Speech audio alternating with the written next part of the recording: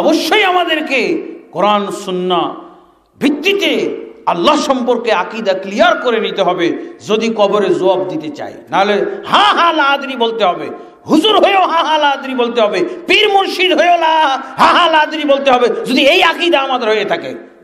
কুলুবুল মুমিনিনা আরশুল্লাহ, আর আল্লাহ সর্বত্রই বিরাজমান। তাহলে এরকম 18 লক্ষ, 20 লক্ষ, 40 লক্ষ, 50 লক্ষ, 70 লক্ষ লোককে আমি জান্নাতে নেওয়ার জন্য কাফেলা রেডি করেছি, জান্নাতের কাফেলা।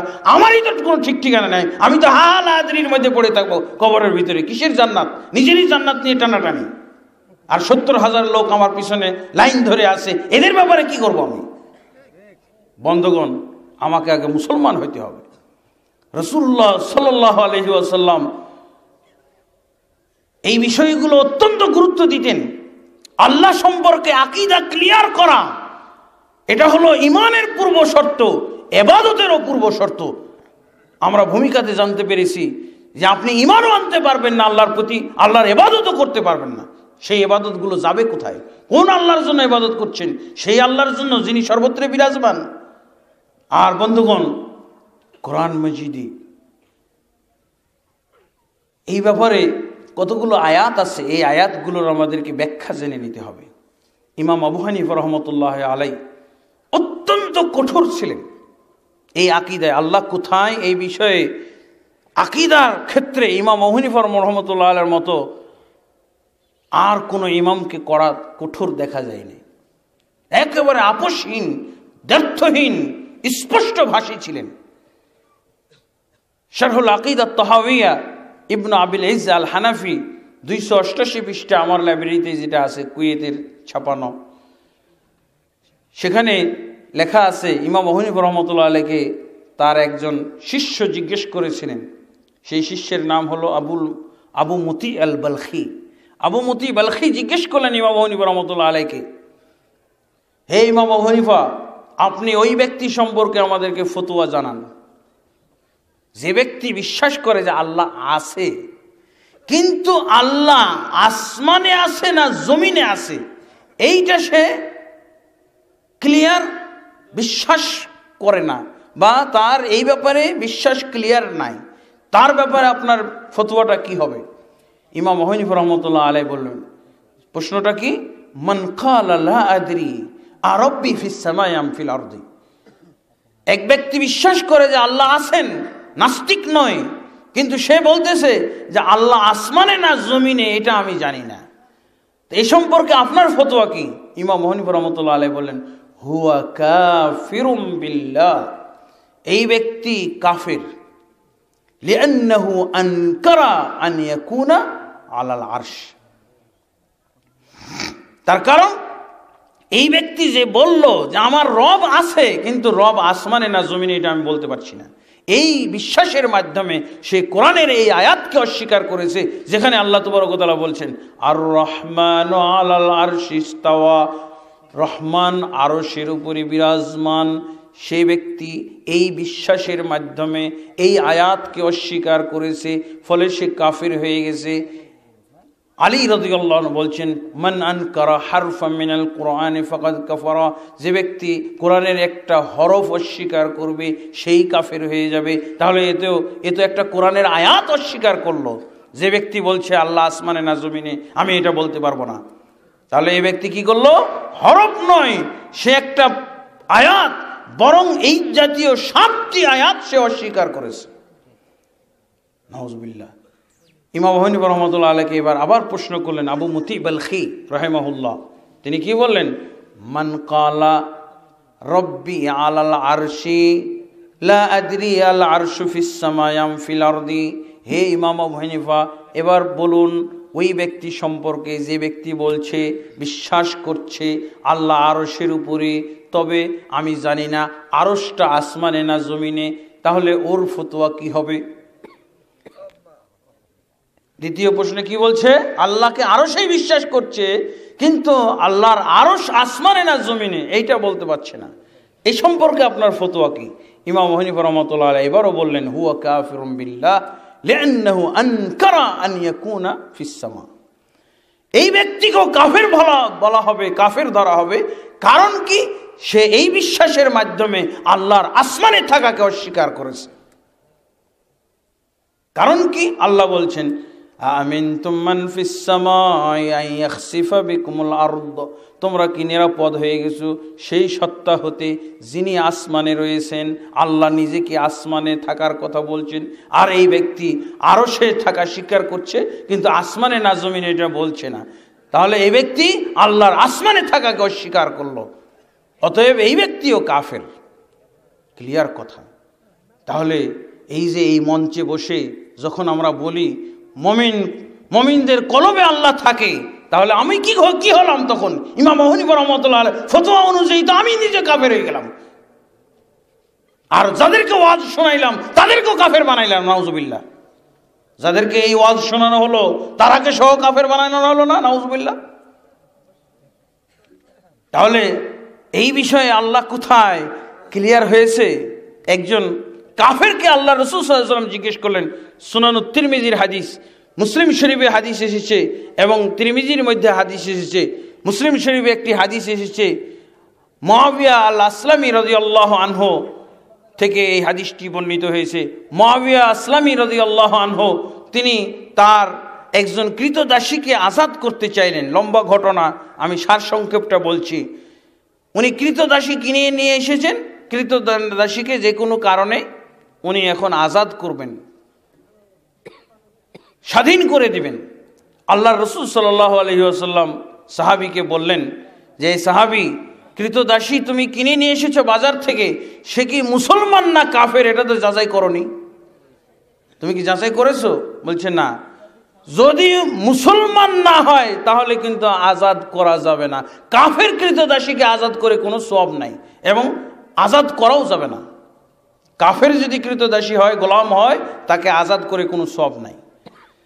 তো সাহাবী বললেন, ইয়া রাসূলুল্লাহ, আপনি তাহলে পরীক্ষা করে দেন আমার কৃতদাসীটা মুসলমান না কাফের। আল্লাহ রাসূল সাল্লাল্লাহু আলাইহি ওয়াসাল্লাম কাছে নিয়ে আসা হলো। আল্লাহ রাসূল সাল্লাল্লাহু আলাইহি ওয়াসাল্লাম পরীক্ষা করছেন কৃতদাসীটা মহিলা না কাফের, না কৃতদাসী মহিলা কাফের না মুসলমান, এটা পরীক্ষা করার জন্য প্রশ্ন করলেন, ইয়া জারিয়াতু আইনাল্লাহ, কৃতদাসী মহিলা বলো তো আল্লাহ কোথায়? দেখছেন, মুসলমান না কাফের এটা যাচাই করার জন্য কৃতদাসীটাকে প্রশ্ন কি করলেন? আইনাল্লাহ, আল্লাহ কোথায়? কৃতদাসী মহিলা জবাব দিল কি? আল্লাহু ফিস সামাই ওয়া আশারাত বিয়াদিহা।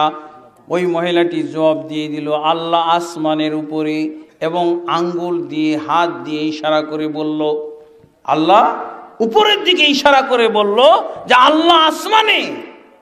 এরপর দ্বিতীয় প্রশ্ন করলেন রাসূলুল্লাহ সাল্লাল্লাহু আলাইহি ওয়াসাল্লাম, মান আনা, আমি কে? এই যে আমি একটা লোক তোমার সামনে দাঁড়িয়ে আছি, আমি কে? মহিলাটি বলল, আনতা রাসূলুল্লাহি, আপনি আল্লাহর রাসূল। সাথে সাথে জবাব দিয়ে দিলেন রাসূলুল্লাহ সাল্লাল্লাহু আলাইহি ওয়াসাল্লাম, আতিকহা ফাইন্নাহা মুমিনা, হে সাহাবী তুমি একে আজাদ করে দাও, এই মহিলা ইন্টারভিউতে পাশ করেছে, মুমিন মহিলা। যদি জবাবটা অন্য হইতো, আল্লাহু ফি কুল্লি মাকান, আল্লাহ সর্বত্রে বিরাজমান, আল্লাহ মুমিনের কলবের মধ্যে, তাহলে জবাব কি হইতো? লা তুতিকহা ফাইন্নাহা লাইসাত বিমুমিনা, হে সাহাবী একে আজাদ করে দিও না, এ তো মুমিন মহিলা নয়। অথবা যদি বলতো মান আনা, আমি কে? যদি বলতো আপনি মদিনার সর্দার, মদিনার মন্ডল মাতব্বর, হয়তো কি বলেছে, কি বলতে হবে? আনতা রাসূলুল্লাহি, আপনি আল্লাহর রাসূল। কালেমার মধ্যে এই কথাগুলো আছে না? আশহাদু আল্লা ইলাহা ইল্লাল্লাহ ওয়া আন্না মুহাম্মাদুর রাসূলুল্লাহ, লা ইলাহা ইল্লাল্লাহ মুহাম্মাদুর রাসূলুল্লাহ বলতে হবে না? দুটোই পয়েন্ট এসেছে না? লা ইলাহা ইল্লাল্লাহর পয়েন্ট হলো আইন আল্লাহ, আল্লাহ কোথায়? সংশ্লিষ্ট আল্লাহ সংশ্লিষ্ট আকীদা ক্লিয়ার না হওয়া পর্যন্ত কেউ মুসলমান হতে পারবে না, কেউ জান্নাতেও যেতে পারবে না, কবরে জবাবও দিতে পারবে না। হ্যাঁ হ্যাঁ লা আদরি, এই ছাড়া আর কোনো জবাব হবে না। অথবা মুনাফিকরা যেরকম বলেছিল, মুনাফিকরা আমল করত, নামাজ রোজা হজ যাকাত সবই করত, কিন্তু মুনাফিকদের আকীদা ঠিক ছিল না, যার জন্য ওরা কি বলবে? ওরা হা হা লা আদরি বলবে না। এর চেয়েও একটা লম্বা চওড়া বাক্য বলবে, সামিতুন নাসা ইয়াকুলুনা শাইআন ফাকুলতু, লোকদেরকে আমি দুনিয়াতে কিছু বলতে শুনেছিলাম, এখন আমি বলতে পারছি না। আমিও বলেছিলাম দুনিয়াতে, কিন্তু এখন আমার মুখ দিয়ে সেটা আসছে না। মুনাফিকরা এরকম বলবে, সামিতুন নাসা ইয়াকুলুনা শাইআন ফাকুলতু, লোকদেরকে আমি এই ব্যাপারে কিছু বলতে শুনতাম, আমিও দুনিয়াতে বলেছিলাম, কিন্তু কবরে এই মুহূর্তে আমার মনে আসতেছে না। কি মনে আসতেছে না? আল্লাহ মনে আসতেছে না, ইসলাম মনে আসতেছে না, মুহাম্মদ মনে আসতেছে না সাল্লাল্লাহু আলাইহি ওয়াসাল্লাম। এই দশা হবে, এই অবস্থা হবে আমাদের। বন্ধুগণ, এখন আল্লাহ কোথায়, এই ব্যাপারে ক্লিয়ার হয়ে গেল না? আমাদের এখন সমাধান হয়ে গেল না? আমরাই মুসলমানরা, আল্লাহ হলো ঐক্যের কেন্দ্রবিন্দু, আর আমরা আল্লাহকে নিয়েই মতভেদে পড়ে আছি, আল্লাহকে নিয়েই বিভক্ত আমরা। ক্লিয়ার হলো? আর একটা বিষয়, আল্লাহ, মুসলমানরা আল্লাহর নিরাকার না আল্লাহ আকার আকৃতি বিশিষ্ট, এই দলে বিভক্ত। আল্লাহ নিরাকার, এটা কোরআন মাজিদে কোনো আয়াত নাই। ব্রাহ্মণবাড়িয়ার সমস্ত আলেমকে যদি আপনি এক করে দেন, সমস্ত আলেমদেরকে যদি একত্র করেন, 50,000 টাকা করে ভাতা দিবেন, আল্লাহ নিরাকার এটা কোরআন থেকে বের করে দাও, অথবা রাসূলের হাদিস থেকে বের করে দাও। 50,000 টাকা করে দিনে দিবেন, চাইনিজ খাওয়াবেন, বের করতে পারবেন না। হিন্দু ধর্মের কিতাবে এটা পাওয়া যায়। আল্লাহ নিরাকার এটা কি হিন্দু ধর্মের কিতাবে আছে।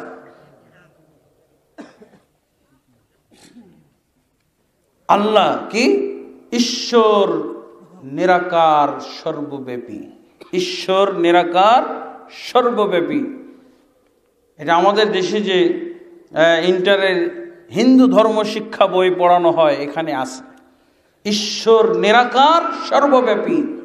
এই কথাটা কোরআনের কথা নয়, এটা হিন্দু ধর্মের কথা। আমরা কিভাবে এটা চালিয়ে দিলাম, এটা কিভাবে আমাদের আকীদা হলো আমার বুঝে আসে না, আমি বুঝতে পারতেছি না। এই একই কথা ইসলাম ধর্ম শিক্ষার মধ্যে এসেছে, আকায়েদের মধ্যে কি? আল্লাহ নিরাকার সর্বত্র বিরাজমান, আল্লাহ নিরাকার সর্বত্র বিরাজমান। এই কথাগুলো অবশ্যই আমাদেরকে পরিত্যাগ করতে হবে। বন্ধুগণ, আল্লাহকে যদি নিরাকার বলেন, তাহলে আল্লাহর দিদারটা বলছেন কেন? কোরআন মাজিদে ওই যে আমি আয়াত তেলাওয়াত করেছিলাম, সূরা আল কাহফের 110 নম্বর আয়াত, সর্বশেষ আয়াত, ফামান কানা ইয়ারজু লিকা রাব্বিহি ফালইআমাল আমালান সালিহা ওয়ালা ইউশরিক বিইবাদাতি রাব্বিহি আহাদা। যে ব্যক্তি তার প্রতিপালকের সাক্ষাৎ কামনা করে, দিদার কামনা করে, যে ব্যক্তি তার প্রতিপালকের সাক্ষাৎ কামনা করে, দিদার কামনা করে, সে কি করবে? ফালইআমাল আমালান সালিহা, সৎ আমল করবে, ওয়ালা ইউশরিক বিইবাদাতি রাব্বিহি আহাদা, এবং তার রবের ইবাদত করতে যে কাউকেও শরীক করবে না। তাহলে আল্লাহর সাক্ষাৎ কামনা করে, আল্লাহর সাক্ষাৎ কামনা করে। এখান থেকে আরেকটা বিষয় আছে, এই আয়াত থেকে বোঝা যায় যে সকলকে আল্লাহর মুরিদ হইতে হবে। মুরিদ মানে কি? কামনাকারী, কি? প্রত্যাশী, যে প্রত্যাশা করে। আরাদা ইউরিদু মুরিদান, যে ব্যক্তি চায়। কাকে চাইবে আল্লাহ? মুমিন বান্দা, মুমিন মুসলমানরা কাকে চায়? আল্লাহকে চায়। ফামান কানা ইয়ারজু লিকা রাব্বিহি ফালইআমাল আমালান সালিহা, যে ব্যক্তি তার রবকে চায়, রবের সাক্ষাৎ চায়, রবের দিদার চায়, তাহলে কি? এইখান থেকে, এই আয়াত থেকে নেওয়া হয় যে আল্লাহর প্রত্যেকটা বান্দা, মুমিন মুসলমানরা কেবলমাত্র আল্লাহর মুরিদ হবে, কোনো মানুষের মুরিদ হবে না। মুরিদ হবে কার? আল্লাহর। অবশ্যই আল্লাহ তাবারক ওয়া তাআলাকে প্রত্যাশা করতে হবে, আল্লাহর প্রত্যাশী হইতে হবে। কিন্তু আমাদের দেশে অনেকে নিজের মুরিদ বানায়, আমাদের দেশে অনেক পীর মুর্শিদরা নিজের মুরিদ বানায়। অমুক পীর সাহেবের এতগুলো মুরিদ, 70,000 মুরিদ, অমুক পীর সাহেবের 30,000 মুরিদ, অমুকের 30 লাখ মুরিদ, অমুকের 1 লাখ মুরিদ। এরকম আমরা মুরিদ ভাগাভাগি করি, একজনও মুরিদ হইতে পারবে না। সৌদি আরবের লাখ লাখ পীর সবাই সবাই আল্লাহর মুরিদ বানায়, কাউকে নিজের মুরিদ বানায় না, একজনও পাবে না। এই জন্য ওই দেশে কোন পীর মুরিদি কেন্দ্রিক ভাগাভাগিও নাই মুসলমানদের ভিতরে। ওই দেশে যদি 1 লক্ষ পীরও হয় কোনো ক্ষতি নাই, মুসলমানরা এক থাকবে।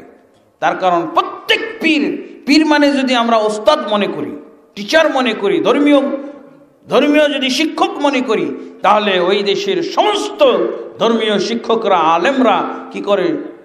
শুধুমাত্র আল্লাহর মুরিদ বানায়, একজনকেও নিজের মুরিদ বানাবে না। আপনি চিন্তা করে দেখেন, যদি সব পীর আল্লাহর মুরিদ বানায়, তাহলে মুসলমানরা মুরিদরা সব এক হয়ে যাবে না? ভিন্ন দেখা যাবে? আল্লাহু আকবার। ওই দেশে আলেমরা শুধুমাত্র আল্লাহর মুরিদ বানায়, নিজের মুরিদ একজনকেও বানায় না।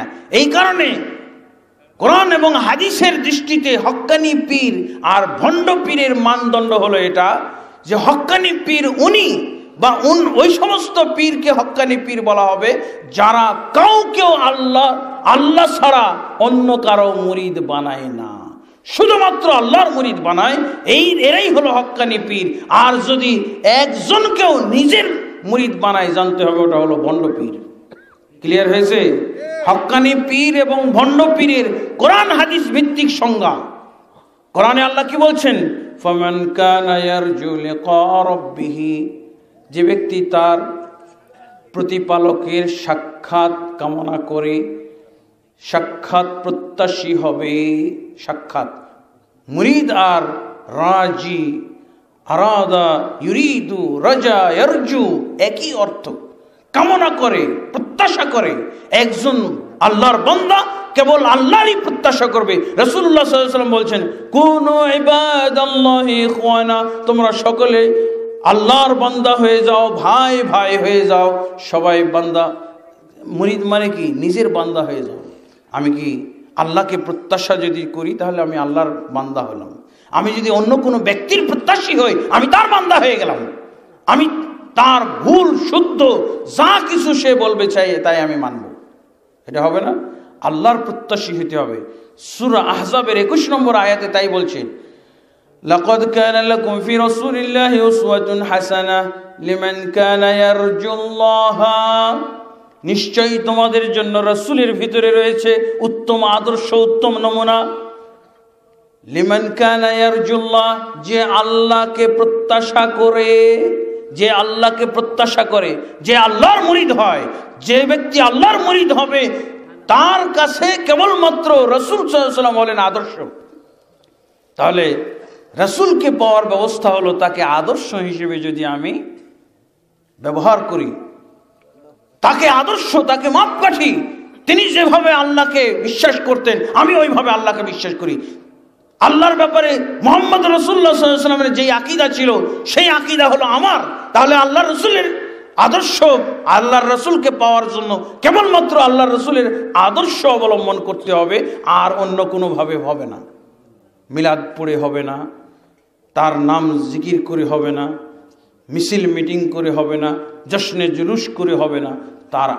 তাকে আদর্শ হিসেবে গ্রহণ করার মাধ্যমে রাসূলুল্লাহ সাল্লাল্লাহু আলাইহি ওয়াসাল্লামকে পাওয়া যাবে, এছাড়া আর কোনো পথ নাই। আল্লাহ বলে দিয়েছেন, লাকাদ কানা লাকুম ফি রাসূলিল্লাহি উসওয়াতুন হাসানাহ লিমান কানা ইয়ারজুল্লাহ ওয়াল ইয়াউমাল আখির ওয়া যাকারাল্লাহা কাসীরা, যে ব্যক্তি আল্লাহকে প্রত্যাশা করে, আল্লাহর যে ব্যক্তি মুরিদ হবে, সেই ব্যক্তির জন্য রাসূলের ভিতরে উত্তম নমুনা রয়েছে। আর যে ব্যক্তি আখিরাতকে চায়, আখিরাতের প্রত্যাশী, আখিরাতে জান্নাত চায়, ওয়া যাকারাল্লাহা কাসীরা, এবং আল্লাহকে বেশি বেশি জিকির করে। দেখছেন, পীরদের মাধ্যমে কিন্তু মুসলমান এক হইতে পারে, কিন্তু যদি তারা ডিউটিটা ঠিক মতো পালন করে, খেয়ানত না করে, যদি তারা আমানতদারিতার পরিচয় দিয়ে থাকে। আমানতদারিতাটা কি? পীরদের আমানতদারিতা হলো তারা কেবলমাত্র আল্লাহর মুরিদ বানাবে, কাউকেও, একজন ল্যাংড়া, একজন কানা লোককেও নিজের মুরিদ বানাবে না। যখনই কোনো পীর নিজের মুরিদ বানাবে একজনকে, সে ভণ্ড পীরের কাতারে চলে গেল, ভণ্ড পীরের দলে চলে গেল। বুঝেছেন? এই কায়দায়, এই মাপকাঠির পীর আমাদের বাংলাদেশে, ভারতবর্ষে খুবই কম। সৌদি আরবে সব পীর এরকম। এই জন্য সমস্ত সৌদি আরবের মুসলমান এক, সব মুসলমান। আমি তো পুরস্কার দিতে চাইলাম, কেউ যদি 2টা দল দেখাইতে পারেন, রাজনীতির নামে 2টা দল, দাওয়াত তাবলীগের নামে 2টা দল, পীর মুরিদের নামে 2টা দল যদি দেখাইতে পারেন, পুরস্কার দেওয়া হবে। কেন এক? এইসব কারণে এক, তাদের প্রত্যেকটা কথা, প্রত্যেক বিষয়ে ফয়সালা কেবলমাত্র আল্লাহর কাছে এবং রাসূলের কাছে কোরআন এবং হাদিসের মাধ্যমে নিয়ে থাকে। আর তারা কোনো আলেম, কোনো পীর, কোনো মুর্শিদ ওই দেশে নিজের মুরিদ বানানোকে তারা আল্লাহর সাথে আল্লাহ দ্রোহিতার শামিল মনে করে। তারা কোনো ব্যক্তিকে, একজনকেও নিজের মুরিদ বানানোকে আল্লাহ দ্রোহিতার শামিল মনে করে, আল্লাহর সাথে সমকক্ষতার শামিল মনে করে। ওয়ালাম ইয়াকুল্লাহু কুফুয়ান আহাদ, আল্লাহর সমকক্ষ কেউ না। একজন মুমিন বান্দা, একজন আল্লাহর কি বলে প্রত্যাশী বান্দা, তারই মুরিদ হবে। এগুলো কিন্তু মদিনার ইসলাম থেকে আমাদের ভারতবর্ষের ইসলামের পার্থক্যের কেন্দ্র। অনেক পার্থক্য চিন্তা করে দেখছেন, আমাদের দেশে হয়ে যাবে। আমাদের দেশে যদি এরকম হক্কানি পীর সবাই যদি এরকম হক্কানি হয়ে যায়, কি যে আমরা কেউ এখন আজ থেকে নিজের মুরিদ বানাবো না, সবকে আল্লাহর মুরিদ বানাবো, তাহলে দেখেন এটাই হলো পীরের দায়িত্ব। আর এর মাধ্যমে বাংলাদেশের জনগণ আর বিভক্ত থাকবে? বলেন তো, বিভক্ত দেখা যাবে? আমাদের দেশে পিটাপিটি হয়, এক পীরের মুরিদের সাথে আর এক পীরের মুরিদদের পিটাপিটি হয়, হয় না? মারামারি হয় না? কেন হয়? মুরিদ ভাগাভাগি। এটাই হলো 1 নম্বর বিদআত। এটা জঘন্যতম অপরাধ। এটা আল্লাহর সাথে সমকক্ষতা, এটা আল্লাহর সাথে শরীক। আল্লাহর বান্দাদেরকে নিজের মুরিদ বানানো, আল্লাহর বান্দাদেরকে আল্লাহর মুরিদ বানাইতে হবে। আপনি যদি ইমানদার হয়ে থাকেন, আপনি যদি খিয়ানতকারী না হয়ে থাকেন, তাহলে আপনি আল্লাহর মুরিদ বানাবেন, আল্লাহর বান্দাদেরকে নিজের মুরিদ কখনো বানাবেন না। তাহলে আপনি ভণ্ড পীরের কাতারে চলে যাবেন, নাউজুবিল্লাহ। হক্কানি কখনোই বলা যাবে না।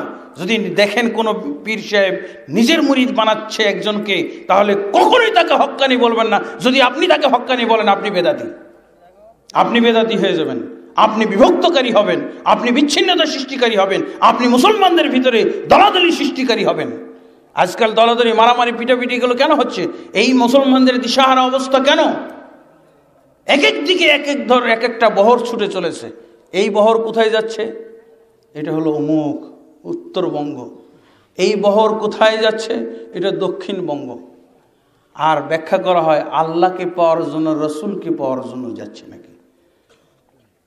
আল্লাহকে পাওয়ার জন্য আল্লাহর কোরআন, এটা হলো আল্লাহর গাইড গ্রন্থ। শুরুতেই বলে দেওয়া হয়েছে হুদাল লিল মুত্তাকিন, মুত্তাকিদের জন্য পথ প্রদর্শক, পথ দেখায় এই কোরআন। কিসের পথ? হ্যাঁ, আল্লাহর পথ দেখায়। আপনি কি বিশ্বাস করলেন না? তাহলে কিসের পথ দেখায় আপনি বলেন? আপনি যদি বিশ্বাস না করেন আল্লাহর পথ দেখায়, তো কিসের পথ দেখায়? হুদাল লিল মুত্তাকিন, এই কোরআনের শুরুর কথা, শুরুটাই তো বাদ দেওয়া হয়েছে। শুরুতেই বিসমিল্লাহ গলত করেছি আমরা।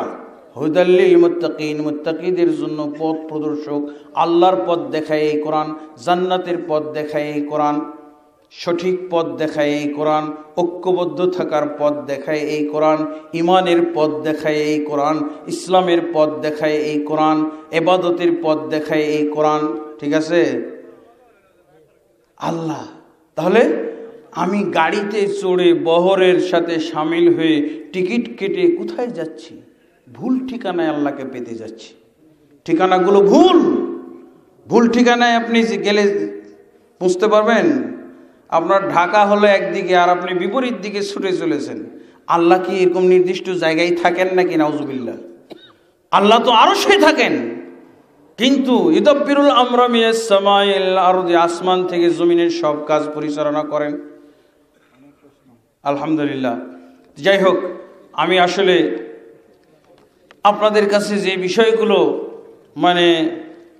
পয়েন্ট আউট করেছিলাম, এই বিষয়গুলো অত্যন্ত লম্বা, একেবারে সিরিজ আলোচনা করার মতো, কিন্তু আমি ভূমিকাতে সারসংক্ষেপ বিষয়, মুসলমানদের যে একটা বিভক্তির চিত্র, এমনকি কেন্দ্রে ঐক্যের কেন্দ্রটাকেও আমরা তছনছ করে একেবারে ধ্বংস করে ফেলেছি। ঐক্যের কেন্দ্রবিন্দুগুলোকে আমরা ধ্বংস করে ফেলেছি, ওখানেও আমরা অনৈক্য সৃষ্টি করে ফেলেছি, নাউজুবিল্লাহ। এমন আমরা হতভাগ্য মুসলমান, আমরা সঠিক পথ থেকে কত দূরে সরে গেছি, এরই কিন্তু একটা দলিল এগুলো। আমরা ঐক্যের কেন্দ্রগুলোই ধ্বংস করে ফেলেছি।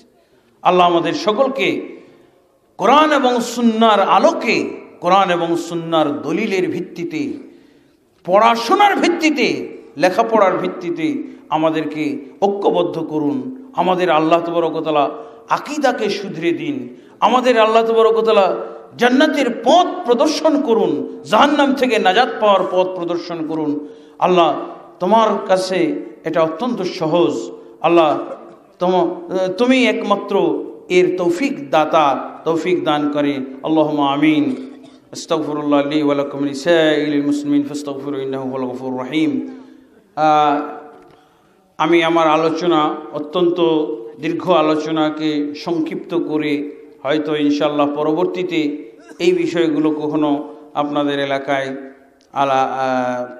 পূর্ণ করার চেষ্টা করব, আল্লাহ তাবারক ওয়া তাআলা যদি তৌফিক দান করেন। আজকে প্রশ্নোত্তরের দিকে যাচ্ছি। এখান থেকে এসেছে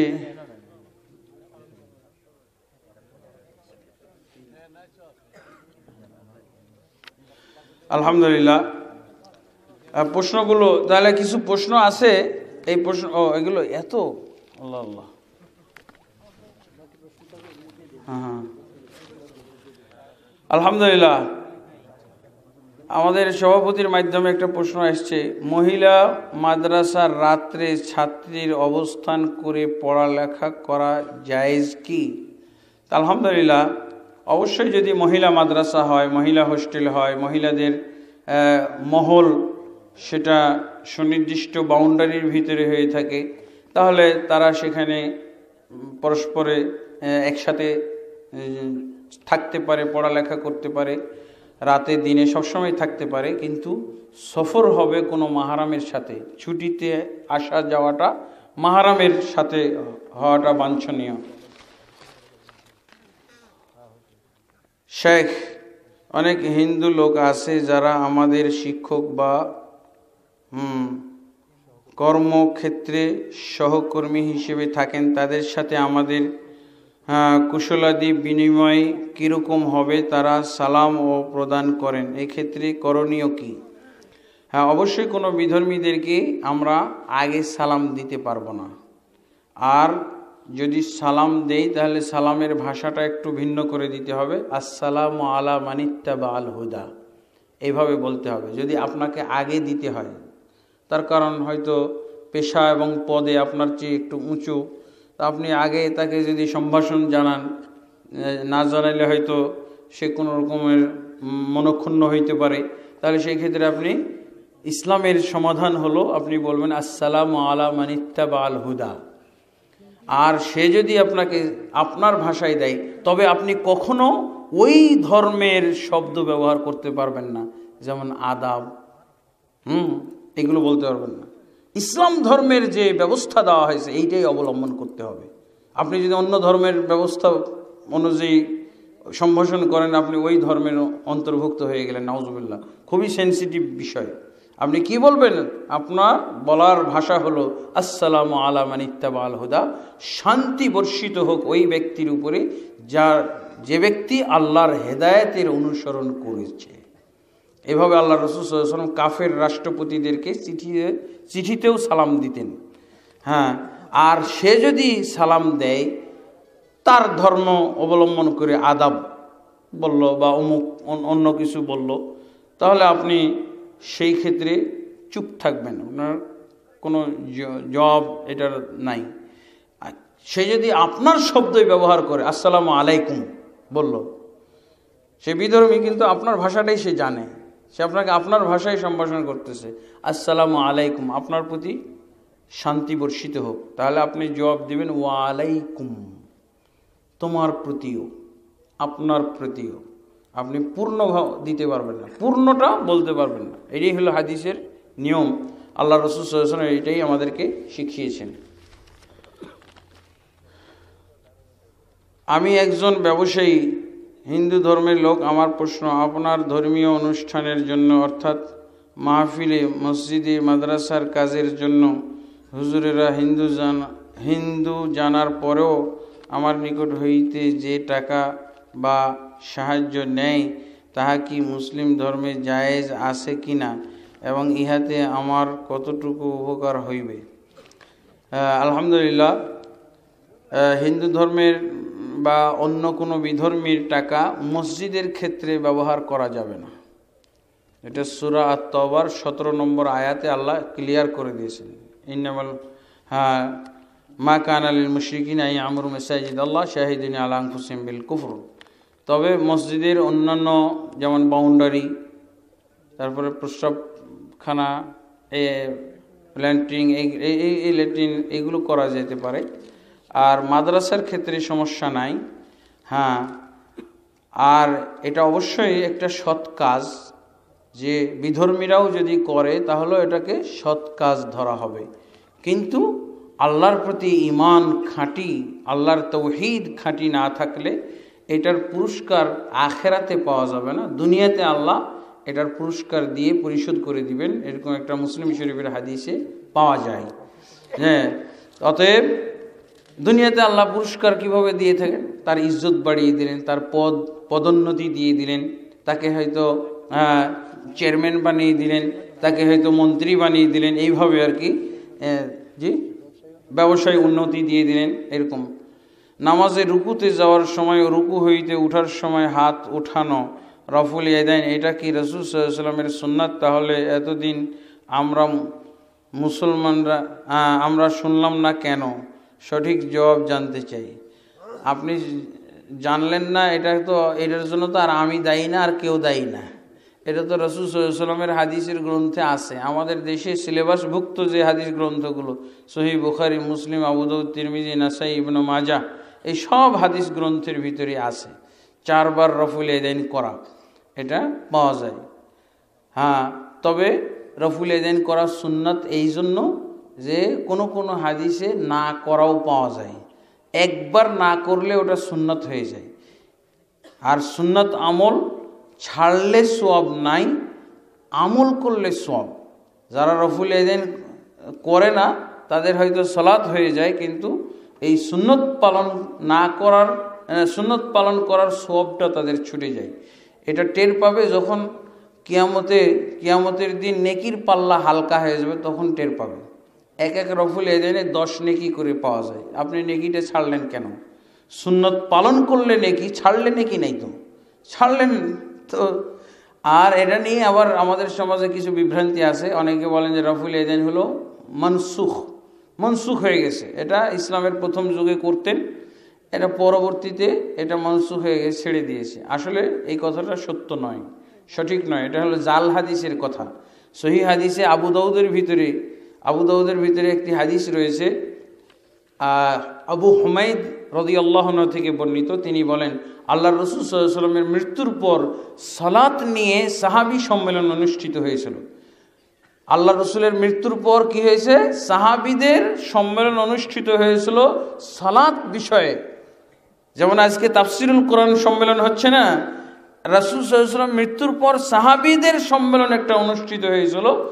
রাসূলুল্লাহর সালাত কেমন ছিল, সেই সালাতের ভিতরে 10 জন সাহাবী উপস্থিত ছিলেন। সেখানে 4 অবস্থায় রফুল ইয়াদাইনের বর্ণনা দিয়েছেন সাহাবায়ে কেরাম তাদের সাহাবী সম্মেলনে। তাহলে এটা মানসুখ বলাটা কত বড়টা বোকামি, তাই না? খামখেয়ালি বলা যেতে পারে। জি, এটা তাহলে, এবং ওই সাহাবী সম্মেলনকে অস্বীকার করলেন, নিজের সম্মেলন ঠিক রাখলেন। আমাদের সম্মেলনে আমরা মানসুখ বলি, কিন্তু সাহাবী সম্মেলনে ওটা বহাল ছিল। এই বর্ণনা সাহাবায়ে কেরাম দিয়েছেন, 10 জন সাহাবী সম্মিলিতভাবে। ইমামের পিছনে কি মুক্তাদির সূরা ফাতিহা পড়তে হয়? হ্যাঁ, ইমামের পিছনে সূরা ফাতিহা পড়তে হয় মুক্তাদিদেরকে, বিশেষভাবে জোহর এবং আসর। এই ব্যাপারে জাবের রাদিয়াল্লাহু থেকে স্পষ্ট হাদিস ইবনে মাজার মধ্যে এসেছে, কুন্না নাকরাউ খালফাল ইমামি ফি রাকাতাইন উলায়াইন মিনাল যুহরি ওয়াল আসরি বিফাতিহাতিল কিতাব ওয়াস সূরা। আমরা আল্লাহ রসুলের যুগে ইমামের পিছনে প্রথম 2 রাকাতে সূরা ফাতিহা এবং অন্য 2টি সূরা পড়তাম, আর পরের 2 রাকাতে শুধু সূরা ফাতিহা পড়তাম। এটা স্পষ্টভাবে পাওয়া যায়। আর যেসব রাকাতে ইমাম জোরে জোরে পড়ে এটা শুনলে যথেষ্ট, আর যেসব রাকাতে ইমাম আস্তে পড়েন এগুলো মুক্তাদিদেরকেও পড়তে হবে। কি হয়েছে? তো ইমামের পিছনে আমিন জোরে না আস্তে বলতে হয়, কোনটি সওয়াব বেশি? আসলে জোরে এবং আস্তে পড়ার মানে মাপকাঠিটা হলো, ইমাম যদি জোরে পড়েন সূরা ফাতিহা তাহলে আমিনও জোরে হবে।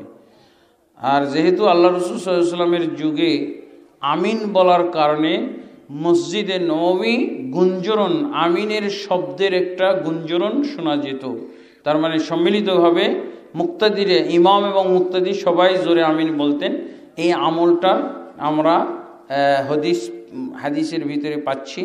তাই আমিন জোরে বলাটাই হলো উত্তম।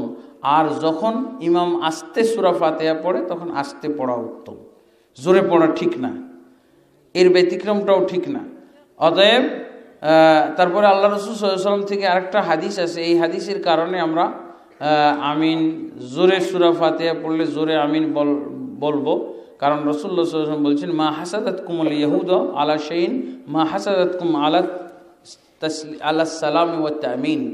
ইহুদিরা তোমাদের প্রতি আমিন এবং সালামের কারণে যত হিংসা করে আর কোনো কিছুতে এত হিংসা করে না। তোমাদের আমিন শুনলে আর তোমাদের সালাম শুনলে ইহুদিরা খুবই হিংসা করে। আমিনটা কোথায় হতো? এই যে নামাজে সম্মিলিতভাবে সবাই আমিন বলতো, এটাতে তারা হিংসা করত। আর সাহাবায়ে কেরাম পরস্পরকে একটু চোখের আড়াল হলেই আবার সালাম দিত, গাছের আড়াল হয়ে আবার দেখা হলে সালাম, আসসালামু আলাইকুম, আসসালামু আলাইকুম, আসসালামু আলাইকুম। এই যে শান্তি আর শান্তি, এটাতে তারা খুব হিংসা বোধ করত। জি, বুখারী এবং মুসলিমের হাদিস অনুসারে বিতিরের নামাজ কিভাবে পড়তে হয়, বর্তমানে আমরা যেভাবে বিতিরের নামাজ আদায় করি তাহা কোন দলিলের ভিত্তিতে জানতে চাই। সহিহ বুখারী এবং মুসলিমের হাদিস অনুযায়ী আমরা যেটা নিয়ম পাচ্ছি সেটা হলো সালাতুল লাইল মাসনা মাসনা, রাত্রের সালাত হলো দুরাকাত করে। রাত্রের সালাত দুরাকাত করে যদি হয় তাহলে 3 রাকাত বিতির যদি পড়ি, 2 রাকাত পড়ে ফেললে আর 1 রাকাত আর 1 সালামে আমাকে পড়তে হয়। এটা তো এই হাদিস থেকেই বোঝা যায়। আর ইবনে ওমর রাদিয়াল্লাহু আনহুর হাদিসে স্পষ্ট পাওয়াই যায় যে ইবনে ওমর রাদিয়াল্লাহু আনহু 3 রাকাত বিতির পড়লে, এটা সহিহ বুখারীতে আছে, 3 রাকাত বিতির পড়লে 2 রাকাত পড়ে সালাম ফিরিয়ে দিতেন। তারপরে উনি তার চাকর বাকরদেরকে কোনো কাজের অর্ডার দিতেন, দিয়ে তারপরে আবার আর 1 রাকাত পড়তেন। মানে এত বিচ্ছিন্ন করতেন দুই জোড় রাকাত আর বেজোড় রাকাতের ভিতরে। এটা এই কারণে হয়তো আল্লাহ রাসূল সাল্লাল্লাহু আলাইহি ওয়াসাল্লাম একটি হাদিসের ভিতরে বলছেন, লা তুতিরু বিসালাতিন তুশাব্বিহু বিল মাগরিব, তোমরা যখন 3 রাকাত বিতির পড়বে খবরদার মাগরিবের মতো করে পড়বে না।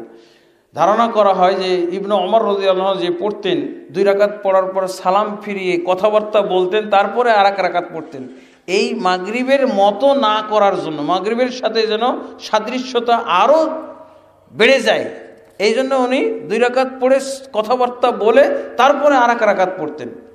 যে এইটাই কিন্তু মক্কা মদিনাতে এই নিয়মেই পড়া হয়। তারাবির নামাজ 8 রাকাত ও 20 রাকাত, কোনটি সুন্নাত? আসলে তারাবি শব্দটাই কিন্তু কোরআন হাদিসে কোথাও নাই, এটা পরবর্তীতে মৌলবীদের দেওয়া একটা নাম। হাদিসে যেটা পাওয়া যায় কিয়ামুল লাইল, সালাতুল লাইল, তাহাজ্জুদ, নাফিলা, তাতাওয়ু, এইসব নামে পাওয়া যায়। এই জন্য আল্লাহ রাসূল সাল্লাল্লাহু আলাইহি সহিহ বুখারীর মধ্যে আপনি পাবেন কিতাবুত তারাবিহ। কিতাবুত তারাবির মধ্যে দেখা যায় কি আল্লাহ রাসূল সাল্লাল্লাহু আলাইহি ওয়াসাল্লাম 11 রাকাত কিয়ামুল লাইল পড়েছেন, 8 রাকাত হলো 8 রাকাত পড়েছেন 2 সালামে, এরপর 3 রাকাত পড়েছেন। এইভাবে কিতাবুত তারাবিহতে, সহিহ বুখারীর কিতাবুত তারাবিহতে 11 রাকাতের সন্ধান পাওয়া যায়, এভাবে স্পষ্ট করে পাওয়া যায়। আর ওমর ইবনুল খাত্তাব রাদিয়াল্লাহু আনহু থেকে 2 রকম বর্ণনা পাওয়া যায়। সহিহ বর্ণনা হলো যেটা মিশকাত শরীফের মধ্যে আছে, কি বলে মুয়াত্তা ইমাম মালিক থেকে বর্ণিত, যে ওমর ইবনুল খাত্তাব রাদিয়াল্লাহু আনহু আদেশ জারি করে যেই রাকাত সংখ্যা চালু করেছেন সেটা ছিল 11 রাকাত। আর ওনার যুগে লোকেরা কেউ পড়তো সেটা হলো 20 রাকাত। আর উনি আদেশ দিয়ে যেটা জারি করেছিলেন সেটা হলো 11 রাকাত, যেটা মিশকাতে পাওয়া যাচ্ছে। মিশকাতে একটি মাত্র হাদিস ওমর ইবনুল খাত্তাব রাদিয়াল্লাহু থেকে, সেটা হলো 11 রাকাতের। কি আমার ওমর ইবনুল খাত্তাব রাদিয়াল্লাহু উবাই ইবনে কাব ওয়া তামিম আদ-দারি আন ইয়াকুমা লিন-নাস বি-11 রাকা। মিশকাতের একমাত্র হাদিস যেটা, সেটা হলো ওমর ইবনুল খাত্তাব আদেশ জারি করলেন তামিম আদ-দারি এবং উবাই ইবনে কাবের প্রতি, তারা দুইজন মিলে যেন লোকদেরকে 11 রাকাত দ্বারা কিয়ামুল লাইল পড়ায়। এটাই ছিল, এটাকেই কিয়ামুল লাইল বলা হতো। জি, আর এটাই হলো ভাষা। আর ওমর ইবনে খাত্তাবের যুগে কিছু লোক 20 রাকাত পড়তো। তো কোনটাকে ওমর ইবনে খাত্তাবের জারি করা ধরব? তিনি ইমাম নিয়োগ করলেন এবং আদেশ জারি করলেন, তাদেরকে আদেশ দিলেন যে এই রাকাত পড়ার জন্য, সেটা ওমর ইবনে খাত্তাবের চালু করা, নাকি যেটা তার যুগের লোকেরা আমল করত সেটা হবে? যাই হোক, হ্যাঁ, তা 20 নিষেধ, আসলে 20 তো সাব্যস্তই হচ্ছে না। একটা হলো মারেফত শব্দের অর্থ কি? সমস্ত পীর সাহেবরা মুরিদদেরকে মারেফত হাসিল করার সবক বিভিন্ন জিকির তসবিহ করতে বলেন। আসলে মারেফতের কথাটা কোরআন হাদিসে কোথাও নাই। মারেফত ইসলামে হলো ইলম। মারেফত বলা হয় আংশিক ত্রুটিপূর্ণ জানা, ত্রুটিপূর্ণ জ্ঞানকে, অপূর্ণ জ্ঞানকে মারেফত বলা হয়।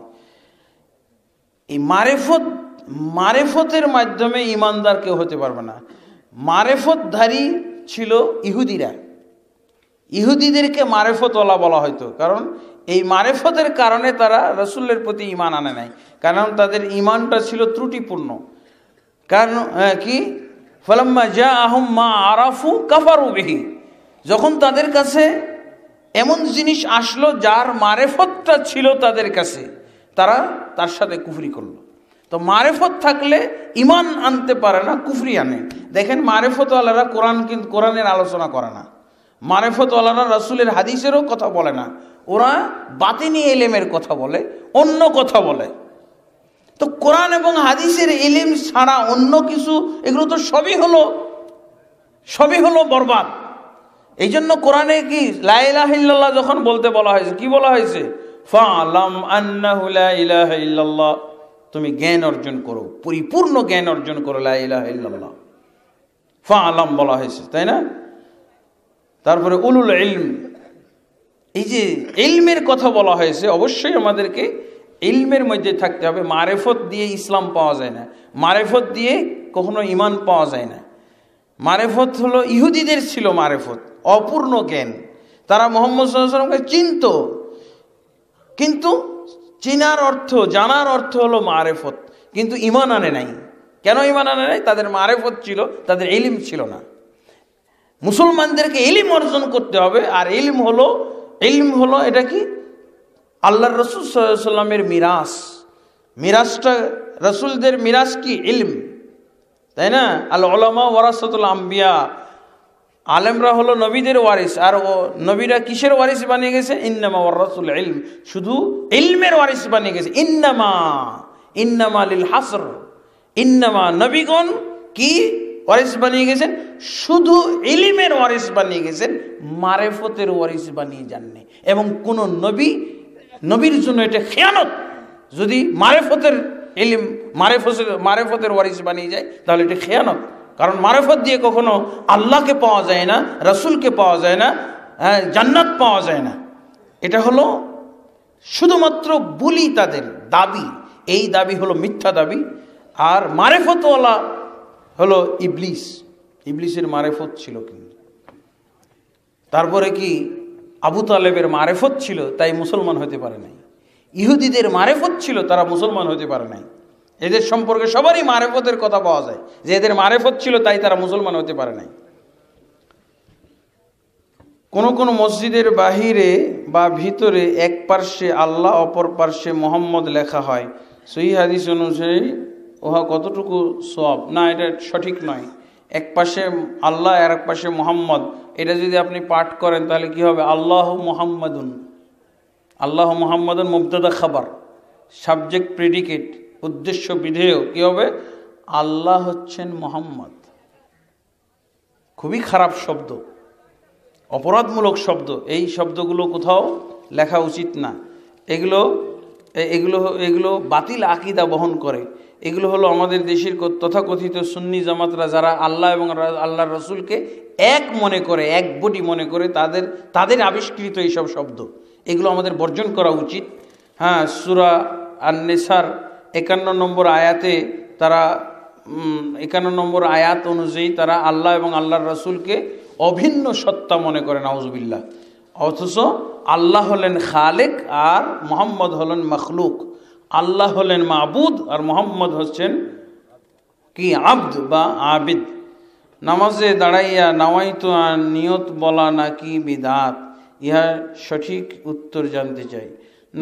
নামাজের ভিতরে নাওয়াইতু বলতে হয় না, নিয়ত করতে হয়, নিয়ত পড়তে হয় না, বুঝেছেন? নিয়ত পড়তে হয় না, নাওয়াইতু আনুসাল্লিল্লাহ তাআলা ইত্যাদি, এগুলো বলা ঠিক না। আর যে মৌলভী সাহেব এগুলো বানাইছিলেন, ওগুলো কিন্তু ওই মৌলভী সাহেব কিন্তু অনেক নিয়ত বানানোর আগেই মারা গেছে, বুঝেছেন? উনি বেঁচে থাকলে আরও অনেক নাওয়াইতো দিয়ে যেত, আর বহু নাওয়াইতো ছুটে গেছে। আপনি কোরআন পড়ার নাওয়াইতো কই? নাওয়াইতো আন আকরা কিতাবাল্লাহ কোথায়? আজান দেওয়ার নাওয়াইতোটা কই? ইকামত দেওয়ার নাওয়াইতো কই? আছে?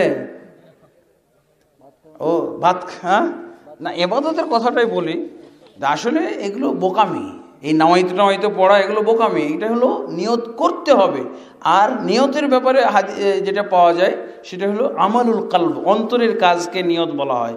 এটা নিয়তের অর্থ হলো ইচ্ছা সংকল্প। ইচ্ছা সংকল্প কেউ পড়ে নাকি? ভাই আমি ইচ্ছাটা পড়ি, আমার ইচ্ছা পড়ি, ইচ্ছা পড়তে হয়? ইচ্ছা অন্তরে থাকে, আর যতক্ষণ পর্যন্ত অন্তরে থাকে ততক্ষণ পর্যন্তই নিয়ত বলা হবে। যখন আপনি মুখে নিয়ে আসবেন তখন ওটা ভাষা, ওটা বাক্য, ওটা অভিব্যক্তি, ওটাকে আর নিয়ত বলা যাবে না। এই জন্য জিজ্ঞেস করতে হয়, ভাই আপনার নিয়ত কি একটু বলেন। নিয়ত ততক্ষণ পর্যন্ত যতক্ষণ অন্তরে থাকে, আর যখন আপনি মুখ দিয়ে উচ্চারণ শুরু করলেন ওটা আর নিয়ত হলো না, ওটা ভাষা, অভিব্যক্তি, ভাষা, বাক্য। কিছু লোক আছে তারা আরব দেশ থেকে চাকরি করে আসিয়া আরবের নিয়মে ইবাদত বন্দিগি করে, নাউজুবিল্লাহ। আরবের কোনো নিয়ম আছে? আরবের নিয়মে ইবাদত করা হারাম। কোরআন সুন্নাহ অনুযায়ী ইবাদত করতে হবে। আমি কি বললাম? আর মক্কা মদিনায় আজও ইবাদতের ক্ষেত্রে কোরআন এবং সুন্নাহ ভিত্তিক প্রত্যেকটা পয়েন্ট আপনি কোরআন সুন্নাহর সাথে মিলিয়ে দেখলে মিলে যাবেন, হুবহু মিলে যাবে, একেবারে চুলচেরা সহ, তাফসিল সহ মিলে যাবে। এবং প্রত্যেকটা মসজিদে একই রকম ইবাদত, একই রকম জিকির, একই রকম দুরুদ, একই রকম দোয়া, একই দোয়ার চার্ট। কিন্তু আমাদের দেশে এক মসজিদ থেকে আরেক মসজিদে গেলে বিপদ, এক এলাকা থেকে আরেক এলাকা গেলে বিপদ। আপনি কোরআন হাদিসের জোরে কথা বলতে পারবেন না, আর আপনার আরেকটা জোর লাগবে যে আমার তো কোরআন হাদিস জানা আছে, কিন্তু হুজুরটা কোনটা এই এলাকার, বা কোন হুজুরের লোক এই এলাকায় বসবাস করে, এটাও জানতে হবে। নির্দ্বিধায় আপনি কোরআন সুন্নাহর আলোচনা এদেশে করতে পারবেন না, কঠিন ব্যাপার। কাজেই এটা কিন্তু একটা অত্যন্ত উদ্দেশ্যমূলক কথা হয়েছে। আরবদের নিয়মে আপনি যাচাই করে দেখেছেন? আপনি 6খানা হাদিসের কিতাব মিলিয়ে দেখবেন, তারপরে এই মন্তব্য, এই ধরনের প্রশ্ন করাটা ঠিক হবে। অন্যথায় আপনি এই প্রশ্ন করেই, এরকম মন্তব্য, এরকম চিন্তা ভাবনা করেই গুনাহগার হইতে হবে। আল্লাহ আমাদেরকে হেফাজত করুন। ওই দেশের বাদশাহ সম্পর্কে বলা হয়েছিল যে বাদশাহ ফাহাদ যখন মারা গেল, যে ওনার কোনো শোক পালন করা হয় নাই। এটা ওহাবি মতে, পেপারে আমি পড়েছি, ওহাবিদের দৃষ্টিতে কোনো শোক পালন যায়, অথচ বাংলাদেশে 3 দিন শোক পালন করেছে, কিন্তু ওই দেশে শোক পালন করে না কেন? তার কারণ হলো স্ত্রী স্বামীর জন্য এবং আত্মীয় স্বজনরা তাদের স্বজন মারা গেলে স্ত্রীর জন্য 4 মাস 10 দিন আছে, কোরআনেই এটা আছে। আর আত্মীয় স্বজন মারা গেলে আত্মীয় স্বজন মারা গেলে 3 দিন সর্বোচ্চ, আর যারা আত্মীয় না তাদের একদিনও শোক পালন করা যাবে না। এই জন্য ওই দেশে কোনো শোক পালন করা হয় না। হয়তো তাদের পরিবার, তার স্ত্রী করেছে, অথচ এই কথাটাকে কত জঘন্য শব্দে বলা হয়েছে। ওয়াহাবি মতে শোক পালন জায়েজ নাই, কোরআন সুন্নাহ মতে শোক পালন জায়েজ নাই। শুধুমাত্র নির্দিষ্ট লোকেরা, স্ত্রী তার স্বামীর জন্য 4 মাস 10 দিন পালন করবে, তার আত্মীয়রা ভাই মা বোন 3 দিন পর্যন্ত শোক পালন করবে। এছাড়া কোনো জনগণ 1 সেকেন্ডের জন্য শোক পালন করতে পারবে না। পতাকা অবনমিত এটা কেন করে নেই? কোরআন সুন্নাহর সংবিধান তারা অনুযায়ী বাদশাহী বলে দিয়ে গেছে না, চলবে না শোক পালন। আর এটা বলছে ওহাবি মতে, আর এই বলতেছে আরবি মতে। আপনি দেখেছেন কোরআন সুন্নাহ মিলিয়ে দেখেছেন? কত বড়টা খেয়ানত, কত বড়টা এটা বেয়াদবি কথা। আপনি আগে দেখবেন যে ও যেটা করতেছে। আপনি এখানে আমাদের দেশে তো অনেক অনেক বড় অপরাধ করা হয়। আমিন বললে এই দেশ থেকে, এই দেশের অনেক মসজিদ থেকে বের করে দেওয়া হয়। আমিন তো সুন্নাত, আর বের করে দেওয়া যে কুফরি, এটা জানেন আপনি? ওমান আযলামু মিম্মান মানা মাসাজিদাল্লাহি আযকুরা ফিহা ইসমুহু। ওই ব্যক্তির চেয়ে কে বড় জালেম হতে পারে যে ব্যক্তি আল্লাহর মসজিদ থেকে বের করে দেয় অথবা নিষেধাজ্ঞা আরোপ করে মসজিদে ঢুকতে। আমিন বলার কারণে, রফুল এদেন করার কারণে মসজিদে ঢুকতে নিষেধ করে দেওয়া হয়। কিন্তু আপনি ওই মসজিদুল হারামে যে নিষেধ করেন না কেন? পারেন ওটা? ওখানে যে আপনার নামাজ জায়েজ হয় কেন? আপনার হজ জায়েজ হলো কি করে? আপনার উমরা জায়েজ হলো কি করে? ওই দেশে সহি আকীদার লোকগুলো, সহি আমলের লোকগুলোকে কিয়ামত পর্যন্ত আল্লাহ বহাল রাখবেন, ওই দেশের দায়িত্বে রাখবেন। আমাদেরকে এটা দায়িত্বে রাখবেন, আমাদেরকে কোনো দায়িত্ব দেবেন না। আমাদের আকীদা খারাপ, আমাদের আকীদা নষ্ট। আপনি শুনলেন আজকের এই বক্তব্যের মধ্যে অনেকটা হয়তো আজ করতে পেরেছেন আকীদা সহি লোকদেরকে। এবং ওই দেশটা, ওই দেশের লোকগুলো সহ আল্লাহর এত পছন্দ যে ওদের জন্য আল্লাহ ফেরেশতা নিয়োগ করে রেখেছেন পাহারা দেওয়ার জন্য। মক্কা মদিনায় আল্লাহ ফেরেশতা দিয়ে পাহারা দেন। আপনার শহরকে পাহারা দেওয়া হয়, ঢাকা শহরকে পাহারা দেওয়া হয়, দিল্লিকে পাহারা দেওয়া হয় মক্কার ফেরেশতা নিয়োগ করে। দাজ্জালও ঢুকবে না। আমার এগুলো দাজ্জাল তছনছ করে যাবে, মক্কা মদিনায় ঢুকতে পারবে না। সেই মক্কা মদিনার বদনাম করতেও আমরা পিছপা হয় না কেন? এটা উদ্দেশ্যের, এটা জঘন্য উদ্দেশ্যের কারণে। আমি আমারটাকে ঠিক মনে করি। তারা কেন ঐক্যবদ্ধ? তাদের ইসলাম খাঁটি। ইসলাম আল্লাহর নাজিলকৃত ইসলাম তো একটাই, কিন্তু আমার সংযোজিত বিয়োজিত, আমরা সংযোজন বিয়োজন করা ইসলামের মধ্যে কত চেহারা সুরত পরিবর্তন করে ফেলেছি। ফজরের ফরজ নামাজ আরম্ভ হয়ে গেলে কেউ যদি মসজিদে ঢুকে জামাতে শামিল না হয়ে একা সুন্নত পড়ে, তাহা কি সঠিক? দলিলের ভিত্তিতে এটা সম্পূর্ণ বেঠিক কথা। ফজরের যে কোনো ফরজ নামাজের যখন একামত হয়ে যায়, তখন ফরজ নামাজ ছাড়া আর অন্য কোনো নামাজ হবে না। আর এটাই হলো ফরজ নামাজের জন্য যে একামত দিতে হয়, এটা একটা দলিল। ফরজ নামাজ ছাড়া অন্য কোনো নামাজ হবে না। আর ফরজ অন্য কোনো নামাজ হবে না মানে কি? পড়লেও হবে না, তাহলে পড়াও জায়েজ না। আল্লাহ রাসূল সাল্লাল্লাহু আলাইহি ওয়াসাল্লাম কি করতেন? ফজরের নামাজের ক্ষেত্রে ফজিলতটা বেশি ছিল। ফজরের নামাজের সুন্নতের ফজিলতটা খুবই বেশি আল্লাহ রাসূল বর্ণনা করেছেন। কারণ ফজরের পূর্বের 2 রাকাতকে বলা হয়েছে দুনিয়া এবং দুনিয়ার মধ্যে যা কিছু আছে সব কিছুর চাইতে উত্তম। এই জন্য অনেক সাহাবী এই ফজরের নামাজের সুন্নতের ক্ষেত্রে এই নিয়মের বিরোধিতা করত। একামত হয়ে গেলে ফরজ নামাজ ছাড়া আর অন্য কোনো নামাজ চলবে না। কিন্তু এই যে ফজরের সুন্নত নামাজের ফজিলত এত বেশি থাকার কারণে অনেকে তারা এই নিয়ম ভঙ্গ করে সুন্নত পড়তেন। একামত হয়ে গেছে তাও সুন্নত পড়তেন। আল্লাহ রাসূল সাল্লাল্লাহু আলাইহি ওয়াসাল্লাম থেকে এই শাস্তি দেওয়ার 2টা দলিল পাওয়া যায়। এই ধরনের লোকদেরকে আল্লাহ রাসূল শাস্তি দিয়েছেন। কিভাবে? 1 নম্বর হলো তাদেরকে ধাক্কা মেরে জোরপূর্বক তার নামাজ ভেঙে দিয়ে কাতারে ঢুকিয়ে দিয়েছেন। একামত হচ্ছে আর সুন্নত পড়তেছে ফজরের ক্ষেত্রে। আল্লাহ রাসূল সাল্লাল্লাহু আলাইহি ওয়াসাল্লাম দেখতেছেন যে এক ব্যক্তি পিছনে সুন্নত পড়তেছেন, ওকে ধাক্কা মেরে কাতারে ঢুকিয়ে দিয়েছেন। তার মানে জোর করে তার সুন্নত ভেঙে, সুন্নতের নিয়ত ভাঙাইছেন। আর আরেকটা হাদিস পাওয়া যায় আল্লাহ রাসূল সাল্লাল্লাহু আলাইহি ওয়াসাল্লাম তার বিচার বসিয়েছেন। তাকে নিয়ে সাহাবায়ে মুসল্লিদের সামনে তাকে চার্জ করেছেন। তাকে কি বললেন? যেহেতু আল্লাহ রাসূল সাল্লাল্লাহু আলাইহি ওয়াসাল্লাম বলছেন যে একামত হয়ে গেলে ফরজ নামাজ ছাড়া অন্য কোনো নামাজ হবে না, তো আল্লাহ রাসূল সাল্লাল্লাহু আলাইহি ওয়াসাল্লাম এই কারণে ওই লোককে, যেই লোক একামতের পরে সুন্নত পড়েছিল, তাকে জিজ্ঞেস করলেন, চার্জ করলেন, বললেন আসুবহ আরবান, এই হতভাগা, ভোরের সালাত কি 4 রাকাত রে? একামতের পরে যে তুই 4 রাকাত পড়লি, বা তুমি যে 4 রাকাত পড়লে, 2 রাকাত একাকি পড়েছো আর 2 রাকাত জামাতে পড়েছো, ফজরের নামাজ কি 4 রাকাত? দেখছেন চার্জটা। বিআই সালাতিন তা'তাদ্দু আবি সালাতিকা আল্লাতী সাল্লাইতা লিনাফসিকা আও বিসালাতিকা আল্লাতী সাল্লাইতা মা'ানা।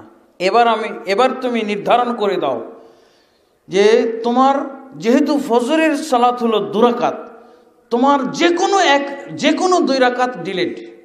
এখন তুমি কিভাবে নির্ধারণ করবে তোমার কোন 2 রাকাত ডিলেট হইলে? যেই 2 রাকাত তুমি একাকি পড়েছো এই 2 রাকাত ডিলেট, না আমাদের সাথে যেই 2 রাকাত পড়েছো এই 2 রাকাত ডিলেট হবে? কোনটা? এরকম কথাবার্তা, এগুলো হাদিস না পড়লে, এবাদত যদি আমরা হাদিসের সাথে মিলিয়ে না পড়ি, আবেগের সাথে মিলিয়ে পড়ি, ফজিলত নেওয়ার জন্য, ফজিলতটা পুঁজি হলো নাকি? এই ফজিলতের কারণেই তো ওরা বিরোধিতা করলো। জি, কোন নামাজি মসজিদে প্রবেশ করে সুন্নত নফল নামাজের জন্য আল্লাহু আকবার, এরই তো জবাব দিলাম। যদি ফরজের আগে ফজরের সুন্নত না পড়া যায় তাহলে কখন পড়তে হবে? হ্যাঁ, এটা তো স্পষ্ট হলো যে ফজরের সুন্নত পড়ার ওয়াক্ত হলো 3টা। একটা হলো একামতের আগে, একামত হয়ে গেলে আর কিন্তু পড়লেও হবে না, এই নামাজটা পড়লে বরবাদ।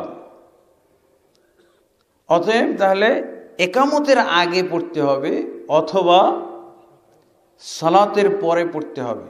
সালাতের পর, সূর্য ওঠার আগেই সালাতের পরে পড়বেন। এটা আল্লাহ রসুল থেকে তাকরিরি হাদিস পাওয়া যায়। আল্লাহ রসুল সাল্লাল্লাহু আলাইহি ওয়াসাল্লাম সালাত শেষ করে উনি মসজিদ থেকে বের হচ্ছেন, এক লোককে দেখতেছেন, এক সাহাবীকে দেখতেছেন, উনি নামাজ পড়তেছে 2 রাকাত। আল্লাহ রসুল দাঁড়িয়ে থাকলেন, জিজ্ঞেস করলেন যে তুমি কোন সালাত পড়লে? সূর্য উঠা, ফজরের নামাজের পর সূর্য উঠা পর্যন্ত কোনো সালাত নাই, অথচ তুমি নামাজ যে পড়লে এটা কোন নামাজ? তখন ওই সাহাবী বললেন যে ইয়া রাসূলুল্লাহ, আমি একামতের পূর্বে এই 2 রাকাত সালাত পড়তে পারি নাই, তাই আমি এখন নামাজের পরে পড়লাম। আল্লাহ রাসূল সাল্লাল্লাহু আলাইহি ওয়াসাল্লাম সমর্থন দিয়ে চলে গেলেন।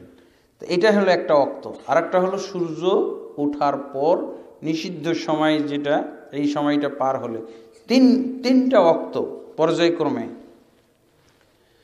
মসজিদে লাল বাতি জ্বালাইয়া কাউকে নামাজে বাধা দেওয়া, ইহা কি সুন্নাত না বিদাত? অবশ্যই এটা বিদাত। মসজিদে লাল বাতি জ্বালানো যাবে না। লাল বাতি কেন? যে একামতের পূর্ব পর্যন্ত কি নামাজ পড়ার টাইম, এবং যদি আপনারা কিছুক্ষণ আগে হাদিস শুনলেন, যদি একামত শুরু হয়ে যায় তাহলে নামাজ ছেড়ে দিলে আর একটা সুন্নাত হলো, ছেড়ে দেওয়াটাই সুন্নাত, তাহলে এখানেও নেকি। আর যদি একটু বিলম্ব হয় তাহলে 2 রাকাত নামাজ কমপ্লিট করে ফেললো।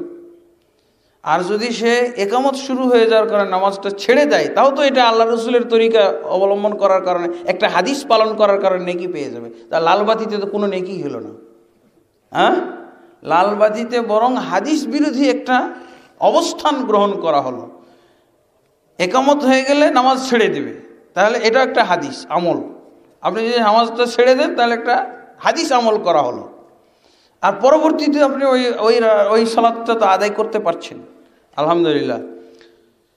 অতএব লালবাতি জ্বালানোটা, এই জন্য আরব বিশ্বে কোথাও আপনি লালবাতি দেখবেন না, এটা বাংলাদেশে দেখবেন শুধু। অজুতে ঘাড় মাসে করা জায়েজ কিনা, মাথা কিভাবে মাসে করতে হয়? হ্যাঁ, অজুতে ঘাড় মাসে করার হাদিস আছে, আর সহিহ বুখারী মুসলিম অন্যান্য হাদিসে ঘাড় মাসের কথাটা নাই, কিন্তু অন্য হাদিসে ঘাড় মাসে করারও কথা পাওয়া যায়। তো ঘাড় মাসে করার হাদিসটা হলো দুর্বল, এমনকি অনেকেই জাল বলে মন্তব্য করেছেন। তো এটা যদি আমি বাদ দিয়ে দিই তো কোনো সমস্যা নাই। জয়ীফ হাদিস আমল করাটাও একটা বিদআত বলা হয়েছে। অতএব আমরা তো অজুর ভিতরে 17টা দোয়া পড়ি, যার 2টা দোয়া মাত্র হাদিস থেকে প্রাপ্ত, বাকিগুলো সব আমাদের সেট করা। তো এরকম এগুলো যদি আমি না পড়ি তেমন কোনো অসুবিধা নাই। ঠিক এরকমভাবে আমি মাসাজ যদি না করি তাহলে আমার ওযু কমপ্লিট, কোরআন অনুযায়ী হয়ে যাচ্ছে, রাসূল সাল্লাল্লাহু আলাইহি ওয়াসাল্লামের সহিহ হাদিস অনুযায়ী হয়ে যাচ্ছে। বর্তমানে কোনো বাড়িতে মহিলারা সম্মিলিতভাবে আল্লাহ আল্লাহ ইল্লাল্লাহ ইল্লাল্লাহ সহ বিভিন্ন ধরনের জিকিরে মাহফিল করতে দেখা বা শোনা যায়। আসলে আল্লাহ আল্লাহ লফজে মুফরাদ, একক শব্দ আল্লাহ আল্লাহ দিয়ে জিকির করার কোনো নজির ইসলামের ভিতরে নাই। অবশ্যই এটা মুরাক্কাব হইতে হবে। আল্লাহু আকবার, লা ইলাহা ইল্লাল্লাহ, আফদালুল যিকরি লা ইলাহা ইল্লাল্লাহ, উত্তম জিকির হলো লা ইলাহা ইল্লাল্লাহ। আল্লাহ রসুলের দৃষ্টিতে যদি উত্তম জিকির লা ইলাহা ইল্লাল্লাহ হয়ে থাকে, তো আপনার দৃষ্টিতে আল্লাহ আল্লাহ জিকির হলো কি করে? উত্তম জিকির না অধম বলবেন? কোনটা বলবেন? আল্লাহ আল্লাহ জিকিরে বেশি নেকি, না লা ইলাহা ইল্লাল্লাহ যেটাকে আল্লাহ রসুল উত্তম জিকির বললেন ওইটাতে নেকি বেশি হবে? হ্যাঁ, তাহলে আপনি ভাঙছেন কোন অধিকারে? এই যে জিকিরটাকে ভেঙে ফেললেন, লা ইলাহা ইল্লাল্লাহ হলো জিকির রসুলের হাদিস অনুযায়ী, আপনি এটা ভাঙলেন কি অধিকারে? এটাই বেদাত। লা ইলাহা আল্লাহ আল্লাহ জিকির বেদাত, ইল্লাল্লাহ ইল্লাল্লাহটাও হলো বেদাত এবং এক ধরনের কুফরি হয়ে যেতে পারে অর্থগত দিক দিয়ে। আর এই জিকির কেন বেদাত? আল্লাহ রসুল করেননি, সাহাবায়ে কেরাম করেননি, তাবিঈগণ করেননি, তাবিঈগণ করেননি, কোনো ইমাম করেননি। আর আপনি পণ্ডিতি করে এটা আরবি ভাষাগত দিক থেকে শুদ্ধ, এইটা নিয়ে আপনি চেষ্টা করবেন, এইটা নিয়ে আপনি মাথা ঘামাবেন, এটার জন্য আপনি শ্রম দিবেন, এটা অনর্থক পণ্ডশ্রম, এটা ঠিক না। এটা একটা বেদাতের পক্ষে অবস্থান গ্রহণ করা। ইল্লাল্লাহ, আল্লাহ আল্লাহ অথবা লা ইলাহা, এই খণ্ড খণ্ড জিকিরগুলো, এগুলো সবই হলো বেদাত এবং গুনাহ হবে। এইসব জিকির করলে গুনাহ হবে এবং এগুলো এক ধরনের মূর্খতা, সুন্নাহ সম্পর্কে মূর্খতার পরিচয়। যেই মহিলা মুখমণ্ডল খোলা রেখে, এমনকি অনেক মহিলা মাথা খালি রেখে ওড়নাটা গলায় রাখে, এতে করে তাদের কি পর্দা ফরজ আদায় হয়? না। মুখমণ্ডল খোলা রাখা এবং বাকি সমস্ত শরীর যদি আবৃত করে রাখে, তো এটা থার্ড ক্লাস পর্দা বলা হয়েছে, বুঝেছেন? থার্ড ক্লাস পর্দা। আর ফার্স্ট ক্লাস পর্দা হলো মুখমণ্ডল ঢাকা, তার সাথে চোখটাও ঢাকা। আর সেকেন্ড ক্লাস পর্দা হলো মুখমণ্ডল ঢাকা, চোখ একটা বা দুইটা খালি রাখা। অনেকেই একটা খোলা রাখে, একটা বন্ধ রাখে, তবে এটা সেকেন্ড ক্লাস। আর শুধু ওড়না পেঁচিয়ে রাখা, মাথা খোলা, মুখ খোলা, এটা বেপর্দায় চলা। মহিলারা নামাজে রুকু সিজদা তাশাহুদে বসার নিয়ম কিভাবে? হ্যাঁ, মহিলারা আসলে আমাদের দেশে পার্থক্য করা হয়, কিন্তু মক্কা মদিনা আরব দেশে কোনো পার্থক্য করা হয় না। আল্লাহ রাসূল সাল্লাল্লাহু আলাইহি ওয়াসাল্লাম সবার উদ্দেশ্যে একই কথাই বলেছেন, সল্লু কামা রাআইতুমুনি মুসাল্লি, তোমরা আমাকে যেভাবে সালাত পড়তে দেখো এভাবেই পড়ো। তো এভাবেই পড়তে হবে। দেখা যায় আল্লাহ রাসূল সাল্লাল্লাহু আলাইহি ওয়াসাল্লামের অনেক মহিলা সাহাবীদেরকে পাওয়া গেছে, উম্মুদ দারদা, উম্মু ওয়ারাকা, ওনারা ঠিক আল্লাহ রাসূল সাল্লাল্লাহু আলাইহি ওয়াসাল্লাম পুরুষরা যেভাবে সালাত পড়তেন ওইভাবে রুকু সিজদা তাশাহুদ এগুলো সব পড়তেন। আল্লাহ রাসূল সাল্লাল্লাহু আলাইহি ওয়াসাল্লাম অনেক নিয়ম দিয়েছেন সালাতের ক্ষেত্রে। হ্যাঁ, যেমন ধরেন সিজদা করতে হবে 7টা অঙ্গে। আমাদের দেশের মহিলাদের কিন্তু 7 অঙ্গে সিজদা হয় না। 7 অঙ্গে সিজদা না করলে সিজদাই হবে না। কে বলল তাকে মহিলা সিস্টেমে সিজদা করতে? আল্লাহ রসুল তো বললেন 7 অঙ্গে সিজদা করতে হবে, আর মহিলার সিস্টেমে, তাহলে তো নামাজ হবে না। এটা আমাদের দেশে একটু ভালো করে লেখাপড়া করে জ্ঞানের ভিত্তিতে ইবাদত করা দরকার। এই কারণেই আল্লাহ তাবারক ওয়া তাআলা আমাদেরকে ইবাদতের জন্য সৃষ্টি করে থাকলেও মুহাম্মদ সাল্লাল্লাহু আলাইহি ওয়াসাল্লামের উপর প্রথম ওহীটা নাজিল করেছেন ইকরা, পড়ো। কারণ আল্লাহ পড়াশোনার ভিত্তিতে ইবাদত চান, ইলমের ভিত্তিতে ইবাদত চান। দেখা দেখি শোনাশুনি এরকম ইবাদত আল্লাহ চান না। গতানুগতিক ইবাদত, প্রচলিত ইবাদত আল্লাহ চান না। আজান ও ইকামতের মধ্যে পার্থক্য আছে কি না? অবশ্যই পার্থক্য আছে। আজান জোর জোর শব্দে হবে আর ইকামত বেজোর শব্দে হবে। তবে কোনো হাদিসে পাওয়া যায় ইকামতও জোর জোর শব্দে দেওয়া যায়। তো এই হাদিসগুলো কিন্তু দুর্বল না, কিন্তু সেহাতের দিক থেকে তার মর্তবা কম। সহির 7টা স্তর বর্ণনা করেছেন মুহাদ্দিসিনে কেরাম।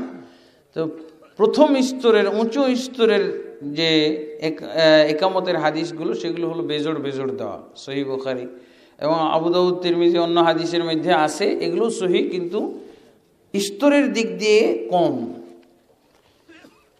হাদিস কিনা আসসালাম কবলাল কালাম, এটা হাদিস কিনা? হ্যাঁ হাদিস, কিন্তু এটা জাল হাদিস, সহিহ হাদিস না। অবশ্যই আল্লাহ রাসূল সাল্লাল্লাহু আলাইহি ওয়াসাল্লাম থেকে পাওয়া যায় যে তিনি সম্বোধন করে সালাম দিতেন। যেমন বলতেন, আমি মুহাম্মদের পক্ষ থেকে হেরাকল বাদশার প্রতি চিঠি যাচ্ছে, আসসালামু আলা মান ইত্তাবাল হুদা, সম্বোধন করে তারপরে সালাম দিতেন। এটা সহিহ বুখারী, মুসলিম থেকে পাওয়া যায়। আর আসসালামু কবলাল কালাম, এটা এই হাদিসের বিপরীত। আপনি ইসলামের যে সংজ্ঞা দিয়েছেন, এর ভিতরে কি পিস টিভিতে আলোচনা করা এবং টিভিতে, রেডিওতে করার উল্লেখ আছে? আপনি বুঝেননি আমার কথা। ইসলাম, আমি কি বলছি পিস টিভির আলোচনা শোনা, ইসলাম শুনলে মুসলমান থাকবে আর না শুনলে মুসলমান থাকবে না, এটাকে আমি সংজ্ঞা বানাই নাই তো। বরং পিস টিভির মাধ্যমে আল্লাহর পক্ষ থেকে আসা জিবরিলের মারফতে মুহাম্মদ সাল্লাল্লাহু আলাইহি ওয়াসাল্লামের মাধ্যমে প্রচারিত ইসলামের সংজ্ঞা অনুযায়ী ইসলাম প্রচার করা হয়। এই কারণে কিছু হুজুর, ওই যে যারা সংজ্ঞা দিয়েছে, জনগণকে সংজ্ঞা দিয়ে দিয়েছে যে আপনার ইসলাম হলো তরিকা মানা ইসলাম, মাযহাব মানা ইসলাম, পীর ধরা ইসলাম, এই সব বানোয়াট সংজ্ঞা মোতাবেক ইসলামের বিরুদ্ধে কথা বলা হয় এবং নবীর সংজ্ঞা অনুযায়ী পিস টিভিতে ইসলামকে উপস্থাপন করা হয়। এই কারণে এই কতগুলো মুফতি মুহাদ্দিসের গাত্রদহ শুরু হয়েছে। আল্লাহ তাদেরকে হেদায়েত দান করুন, তাদেরকে সঠিক জ্ঞান দান করুন, কোরআন সুন্নাহ অনুযায়ী তাদেরকে আল্লাহ তাবারক ওয়া তাআলা পরিশুদ্ধি দান করুন। আর তারা বদনামও করে থাকে, অনেক বদনাম করে থাকে, যেগুলো ইসলামে জায়েজ নেই। পিস টিভির মাধ্যমে প্রকৃত ইসলামটাকে তুলে ধরার চেষ্টা করা হয়। যেমন আমরা যে কথাগুলো বলি, প্রত্যেকটা আলোচনা করার আগে আমরা কোরআন সুন্নাহ নিয়েই পড়ে থাকি। স্টুডিওতে যাওয়ার আগে আমাদের যেটা কাজ, ঢোকার পূর্ব পর্যন্ত আমরা পড়তে থাকি। ইসলামের স্টুডিওতে ঢোকার পূর্ব পর্যন্ত, আমি নিজের অভিজ্ঞতা নিজে বলছি, একবার কোরআন সুন্নাহ নিয়ে পড়ে থাকতে হয়। তা আলহামদুলিল্লাহ, আপনি যদি বলেন ইসলামের জন্য ক্ষতিকারক, তো আপনি সেখানে কি দেখেন? বিধর্মীদেরকে ওখানে মুসলমান করা হয়। কয়টা মুসলমানকে বিধর্মী করা হয়েছে আপনি এটার জরিপ দেন। আর অনেক সময় বলা হয় যে ডাক্তার জাকির নায়েকের ব্যক্তিগত ব্যাপারে বলা হয়, ওই টাই পরেন। আপনি তো টাই পরা কি বলে কমিটির আন্ডারে চাকরি করেন, বেতন তো টাই পরা লোকের কাছ থেকে নেন, তখন কেমন জায়েজ হয়? ওকে মুসলমান না? আর আপনার পাঞ্জাবি আর পায়জামা যে পুরোটাই হিন্দু ধর্মের পোশাক, এটা কি আপনি খেয়াল করেছেন?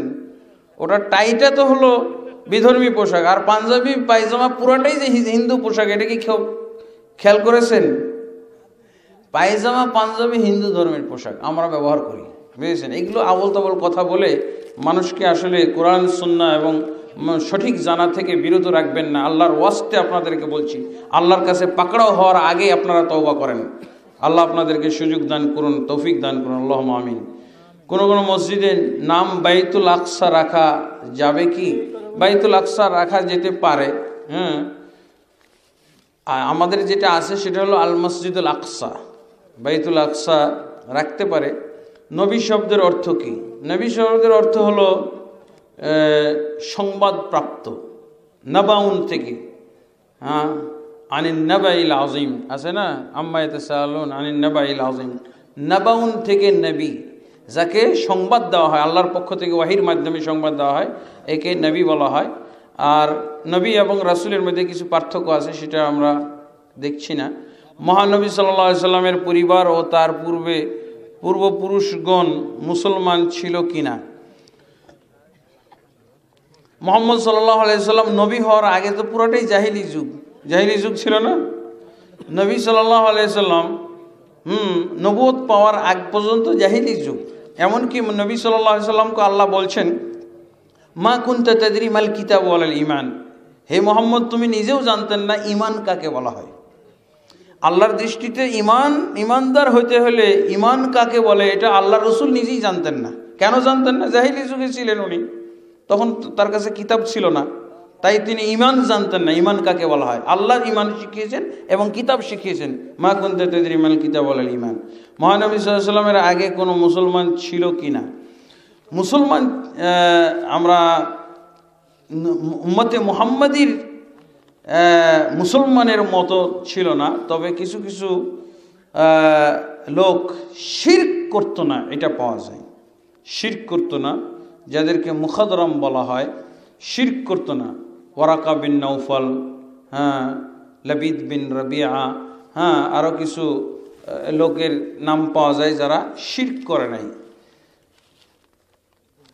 হ্যাঁ, এরকম পাওয়া যায় যারা তাওহীদ ধরে রেখেছিল, ঈসা আলাইহিস সালাতু ওয়াস সালামের ইনজিল অনুযায়ী তারা আমল করত। এদের ব্যাপারে আমরা যেটা বলতে পারি সেটা হলো হয়তো আল্লাহ তাবারক ওয়া তাআলা তাদেরকে জান্নাত দিবেন, কিন্তু যারা তাওহীদ কলুষিত করেছিল, শিরকে নিমজ্জিত হয়ে গেছিল, সেটা রাসূল সাল্লাল্লাহু আলাইহি ওয়াসাল্লামের পরিবারের লোক হলেও তাদের সম্পর্কে আমরা এটাই বিশ্বাস করব যে তারা জাহিলি যুগে মৃত্যুবরণ করেছে। এবং রাসূলুল্লাহ সাল্লাল্লাহু আলাইহি ওয়াসাল্লাম থেকে স্পষ্ট জানা যায় যে আল্লাহ সহিহ মুসলিম শরীফের হাদিসে যে আল্লাহ রাসূল সাল্লাল্লাহু আলাইহি ওয়াসাল্লামকে তার মায়ের কবর জিয়ারত করতে যে ইস্তেগফারের দোয়া করতে নিষেধ করেছিলেন আল্লাহ। হ্যাঁ, আল্লাহ রাসূল সাল্লাল্লাহু আলাইহি ওয়াসাল্লাম নিজে বলছেন, আমি আমার মায়ের জন্য ইস্তেগফার করছিলাম, কিন্তু আল্লাহ আমাকে নিষেধ করে দিয়েছেন। ইস্তাযানতু রাব্বি লিআস্তাগফিরা লিউম্মি ফানাহানি, আমি আল্লাহর কাছে অনুমতি চাইলাম, আল্লাহ তুমি আমার মায়ের জন্য ইস্তেগফার করার অনুমতি দাও, তখন আল্লাহ আমাকে নিষেধ করে দিলেন। সহিহ মুসলিম শরীফের কিতাবুল জানাইজের মধ্যে এই হাদিসটি এসেছে। তারপরে আমি আল্লাহর কাছে অনুমতি চাইলাম যে আল্লাহ আমার মায়ের জন্য কোনো ইস্তেগফার করব না, আমি শুধু মায়ের কবরটা জিয়ারত করব, চোখ দিয়ে শুধু দেখব, এতটুকু অনুমতি দাও। তখন আল্লাহ অনুমতি দিয়েছেন, হ্যাঁ তুমি তোমার মায়ের কবর দেখতে পারবে, পরিদর্শন করতে পারবে, কিন্তু ইস্তেগফার করতে পারবে না। এটা কেন? এটা এই জন্যই যে ওনারা শিরকের উপরে মারা গেছে। ইব্রাহিম নবীর পিতা, তিনি তো শিরক সরবরাহ করতেন, মূর্তি বানিয়ে মানুষের কাছে এটা প্রচার প্রসারের কাজ করত। তাহলে ইব্রাহিম নবী এত জাদরেল নবী, পিতাকেও জান্নাত দিতে হবে নাকি? পিতাকেও মুসলমান গণ্য করতে হবে? তো আমাদের যদি ইব্রাহিম নবীর ক্ষেত্রে আল্লাহ তা না করে, তো আমাদের নবীর ক্ষেত্রে করবেন কেন? তার পিতা সম্পর্কে রাসূল সাল্লাল্লাহু আলাইহি ওয়াসাল্লাম নিজেই বলছেন, যখন এক ব্যক্তি জিজ্ঞেস করলো জাহিলি যুগে তার বাপ মারা গেছে, জিজ্ঞেস করলো, ইয়া রাসূলুল্লাহ আইনা আবি, আমার পিতা কোথায়? এটাও সহিহ মুসলিম শরীফের হাদিস, কিতাবুল জানাইজের মধ্যে আছে, আমার পিতা কোথায়? আল্লাহ রাসূল সাল্লাল্লাহু আলাইহি ওয়াসাল্লাম বললেন, ফিন্নার, তোমার পিতা জাহান্নামে। মনটা খারাপ করে চলে যাচ্ছিল, আল্লাহ রাসূল তাকে ডেকে বললেন, আবি ওয়া আবুকা ফিন্নার, আমার পিতা এবং তোমার পিতা দুইজনের পিতাই জাহান্নামের আগুনে আছে। নাউযুবিল্লাহ, আল-ইয়াযু বিল্লাহ। এখান থেকে বোঝা যায় যে আল্লাহর কাছে কোনো পার্সিয়ালিটি নাই, কোনো আবেগ কাজ করবে না, আল্লাহর কাছে ঈমান কাজ করবে। আলহামদুলিল্লাহ, বাংলাদেশে জাতীয় ক্রিকেট দলের সদস্যের যে ক্রিকেট ছেলে আয় উপার্জন করে, তাদের এই আয়টা হালাল না হারাম?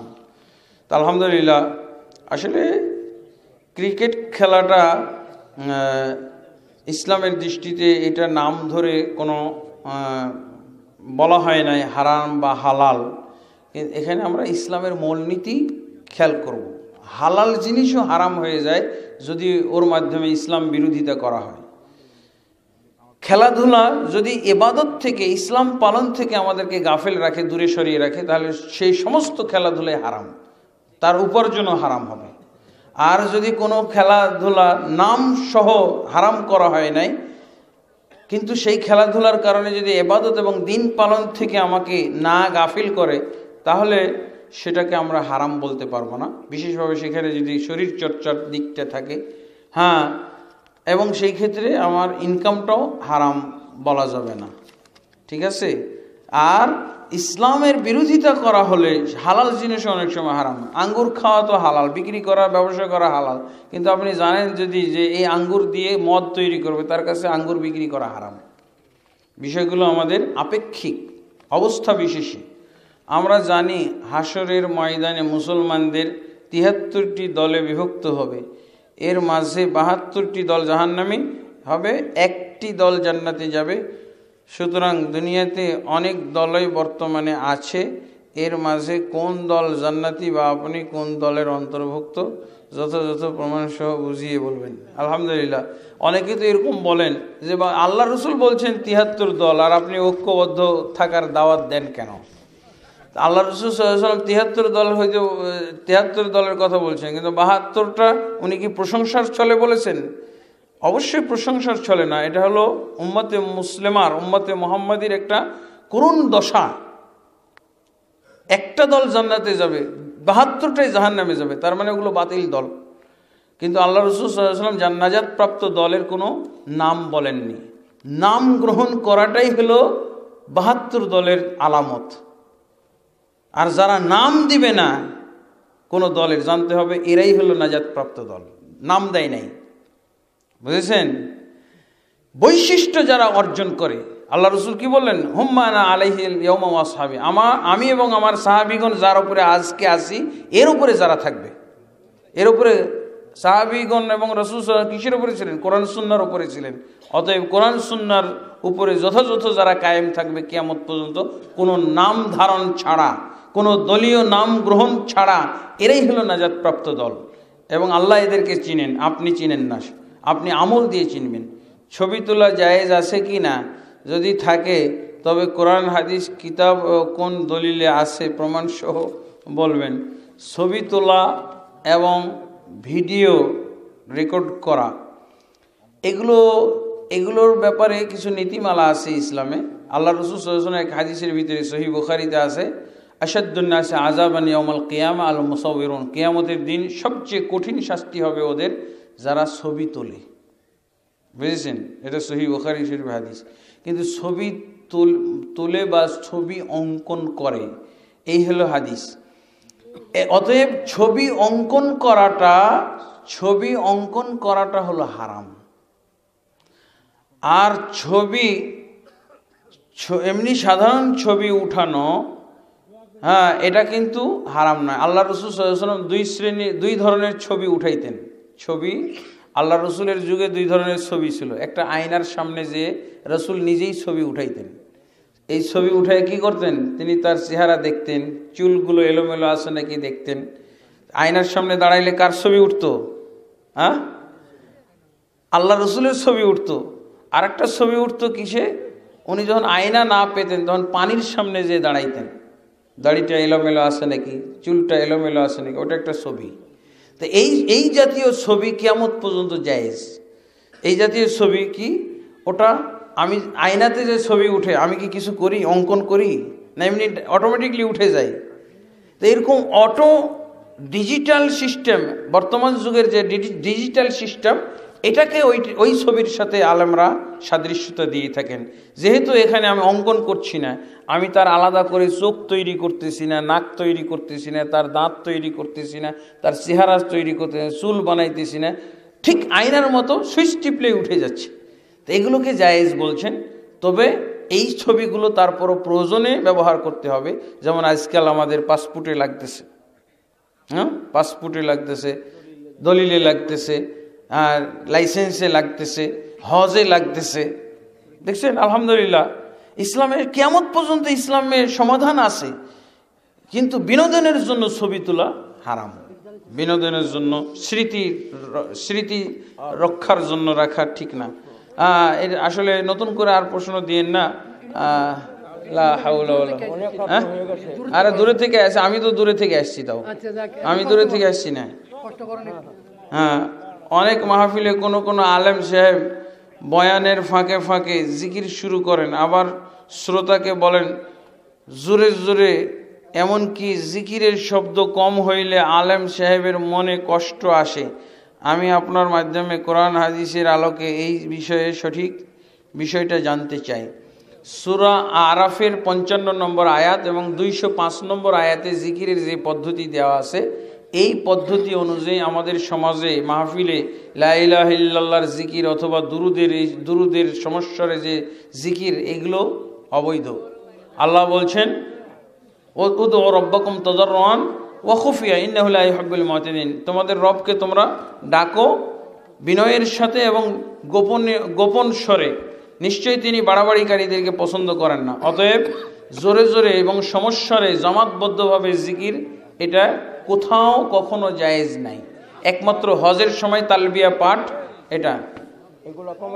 রাসূল সাল্লাল্লাহু আলাইহি ওয়াসাল্লাম নূরের না মাটির তৈরি, এটা আলোচনায় এসে গেছে।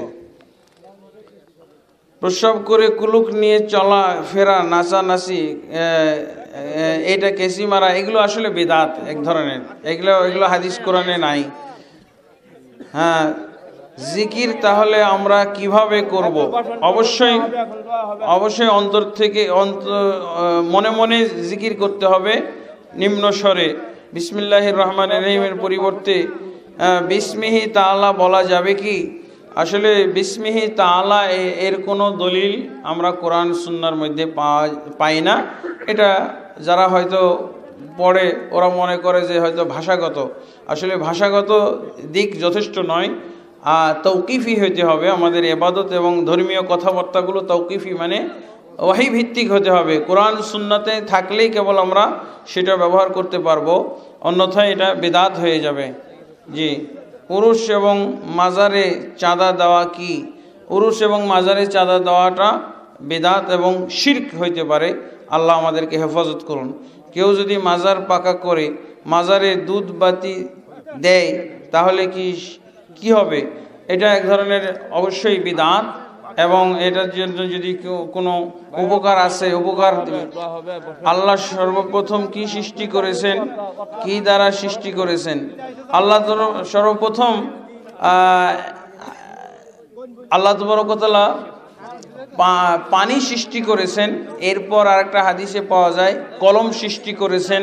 সর্বপ্রথম আল্লাহ তাবারক ওয়া তাআলা কলম সৃষ্টি করেছেন, অতঃপর কলমকে আল্লাহ বললেন যে অতীতে যা হয়েছে এবং যা হবে তা লেখো।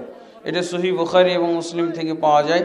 আল্লাহ আমাদের সকলকে আজকে যে ইলম আমরা অর্জন করেছি, এই ইলমের আলোকে আমাদের ইমানি জিন্দেগি পরিচালনা করার তৌফিক দান করুন।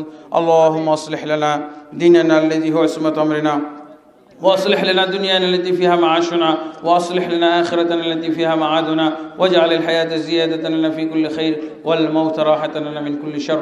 اللهم أعز الإسلام والمسلمين وأذل الشرك والمشركين ودمر أعداءك أعداء الدين يا رب العالمين. اللهم أصلح ولاة وعلماء وعامة المسلمين وخذ بناصيتهم إلى صراطك المستقيم يا حي يا قيوم برحمتك نستغيث. اللهم اغفر لنا وللمؤمنين والمؤمنات والمسلمين والمسلمات الأحياء منهم والأموات إنك سميع قريب مجيب الدعوات برحمتك يا أرحم الراحمين آمين. سبحانك اللهم وبحمدك أشهد أن لا إله إلا أنت أستغفرك وأتوب إليك. السلام عليكم ورحمة الله وبركاته.